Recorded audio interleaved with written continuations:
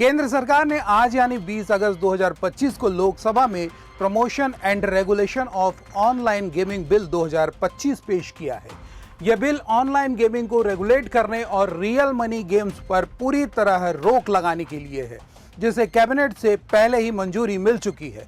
अगर संसद में यह बिल पास हो गया तो यह सभी मनी बेस्ड ऑनलाइन गेम्स पर रोक लग जाएगी, चाहे ये गेम्स स्किल बेस्ड हो या फिर चांस बेस्ड। यानी फैंटेसी स्पोर्ट्स जैसे ड्रीम 11, रमी, पोकर जैसे मनी बेस्ड गेम बंद हो सकते हैं। वहीं इन गेम्स का प्रचार करना भी गैर कानूनी होगा। नमस्कार, मैं हूं अभिषेक दुबे और आप देख रहे हैं CGNN लाइव।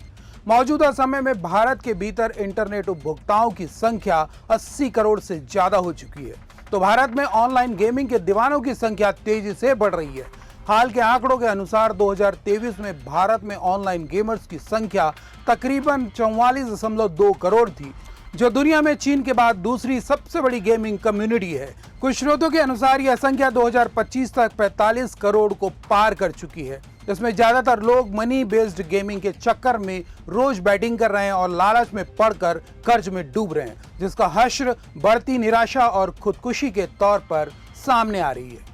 मोबाइल पर आप चैटिंग कर रहे हो, खबरें देख रहे हो या फिर एंटरटेन कर रहे हो, आपको अपने स्क्रीन पर मनी बेस्ड ऑनलाइन गेमिंग का विज्ञापन नजर आएगा ही, जिसमें 1 करोड़ के नगद इनाम, कार, घर जीतने का लालच दिया जाता है। इन विज्ञापनों में किरदार के तौर पर ऐसे लोगों को दिखाया जाता है जिन्हें स्टार का दर्जा मिला हुआ है। इस तरह से आपका भरोसा जीत लिया जाता है और आपको ऑनलाइन गेमिंग में पैसा लगाने पर मजबूर कर दिया जाता है। यहाँ पर समझना होगा कि ऐसी कौन कौन सी वजह है जिसके चलते केंद्र सरकार मनी बेस्ड ऑनलाइन गेमिंग पर प्रतिबंध लगाने के लिए लोकसभा में बिल लेकर आई है।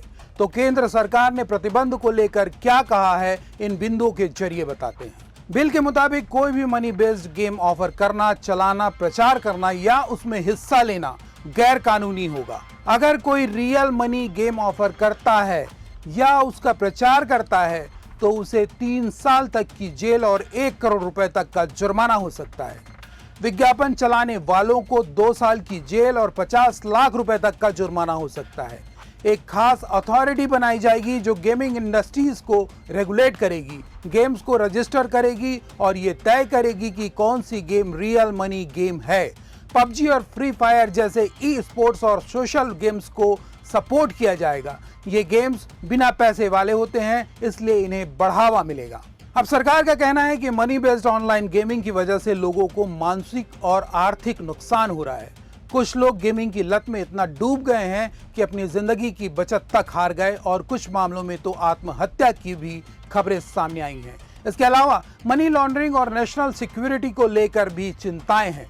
सरकार इसे रोकने के लिए सख्त कदम उठाना चाहती है। आपको बता दें कि भारत में ऑनलाइन गेमिंग मार्केट अभी करीब 32,000 करोड़ रुपए का है।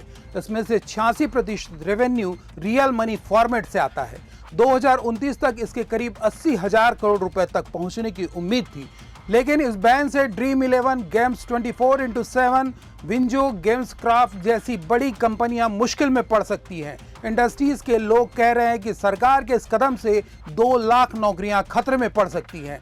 सरकार को हर साल करोड़ों रुपए के टैक्स का नुकसान भी हो सकता है। गेमिंग इंडस्ट्रीज के लोग और संगठन जैसे ऑल इंडिया गेमिंग फेडरेशन, ई गेमिंग फेडरेशन और federation of Indian fantasy sports इस बिल के खिलाफ है। उन्होंने गृह मंत्री अमित शाह को चिट्ठी लिखकर कहा है कि बैन की जगह प्रोग्रेसिव रेगुलेशन लाया जाए। उनका कहना है कि बैन से लोग गैर कानूनी और विदेशी गेमिंग साइट्स की ओर चले जाएंगे, जो ना तो टैक्स देते हैं और ना ही रेगुलेटेड हैं।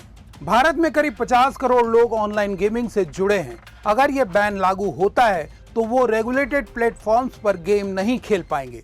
इंडस्ट्रीज का कहना है कि इससे लोग गैर कानूनी साइट्स या विदेशी प्लेटफॉर्म्स की ओर जाएंगे, जहां कोई सुरक्षा नहीं होगी। इससे फ्रॉड, डेटा चोरी और लत का खतरा बढ़ सकता है। साथ ही जो लोग इन गेम्स से थोड़ा बहुत कमा रहे थे, उनकी कमाई भी बंद हो जाएगी। सही मायने में देखा जाए तो मनी बेस्ड ऑनलाइन गेमिंग एक नशा से कम नहीं है।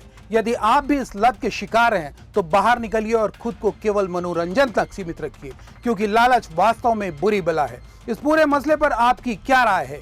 केंद्र सरकार का यह कदम कितना वाजिब है? हमारे कमेंट बॉक्स पर जरूर बताएं और ऐसे ही खास खबरों के लिए हमारे चैनल को सब्सक्राइब जरूर करें। साथ ही लाइक और कमेंट्स करने में कोई कंजूसी ना करें।